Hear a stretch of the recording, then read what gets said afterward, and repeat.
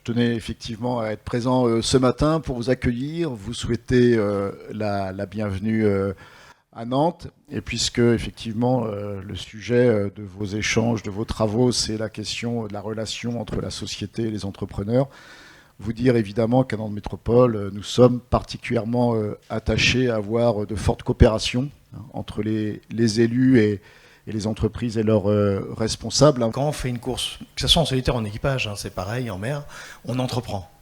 D'ailleurs, on dit toujours entreprendre un voyage. Donc on entreprend. Moi, j'ai toujours entrepris.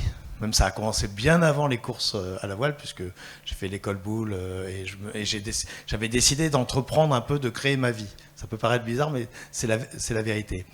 Et cette entreprise-là, dans le monde de la course au large, elle est intéressante parce que elle est multifacette. Il y a plein de secteurs, il y a plein de domaines, et j'ai la chance d'avoir été un des acteurs avec Jean Le Cam, avec Florence Artaud, on est à peu près de la même génération, à avoir levé un écosystème, à avoir créé un écosystème, l'écosystème du nautisme, qui est né avec nous dans les années 70-80. Nos pères sont Tabarly, Chichester, etc.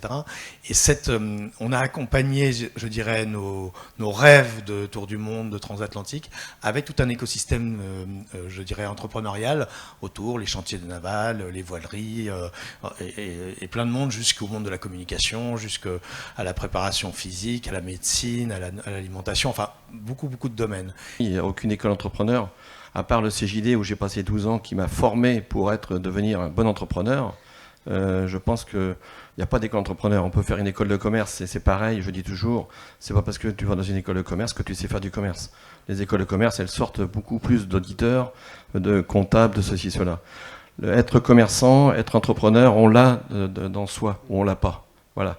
Moi, j'ai pris ma première affaire à 25 ans, en restauration. Puis après, j'ai eu un parcours franchiseur, et puis j'ai monté ma société Berjac il y a 27 ans aujourd'hui. Il y a un peu plus de 10 ans, j'ai repris avec Dominique Boulbès en fait une entreprise qui s'appelle Indépendance Royale, avec un fonds d'investissement, et on a réussi à la développer. On a connu des très hauts, on a connu des très bas, puisque j'ai vécu effectivement un redressement judiciaire.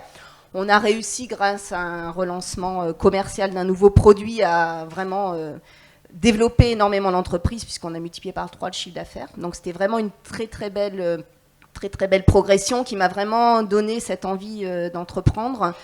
Malheureusement, ça s'est arrêté il y a un an, puisque c'était une société, un fonds d'investissement, et le fonds d'investissement, alors que j'étais plutôt sur des projets de croissance externe, a dit non, il n'y a plus de croissance externe. Du jour au lendemain, on se retrouve sans rien, enfin, surtout sans travail. Là où on est habitué effectivement à travailler 80-100 heures par semaine, donc on se dit qu'est-ce qu'on va faire.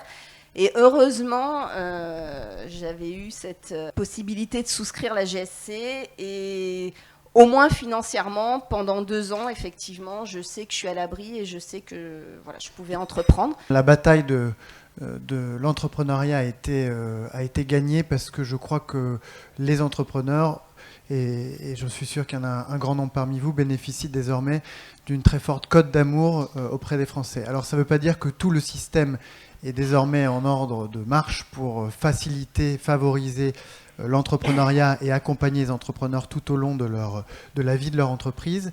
Mais en tout cas, je pense que la perception s'est largement améliorée. C'est ce qui explique qu'on est revenu progressivement sur le type de mesures dont vous venez de parler, et qui avait tendance à stigmatiser les chefs d'entreprise. Mais donc plus généralement, comme député et rapporteur de la loi Pacte, qui est le plan d'action pour la croissance et la transformation des entreprises, j'ai pu mesurer combien sur tous les bancs de l'Assemblée nationale et même du Sénat, il y avait vraiment une envie, quelle que soit la couleur politique, de mettre en place des mesures qui allaient faciliter la vie de l'entreprise à toutes les étapes. J'adore ce type d'événement, c'est quand même une nouveauté, une première pour l'association GSC, de le faire en province et dans les tissus économiques.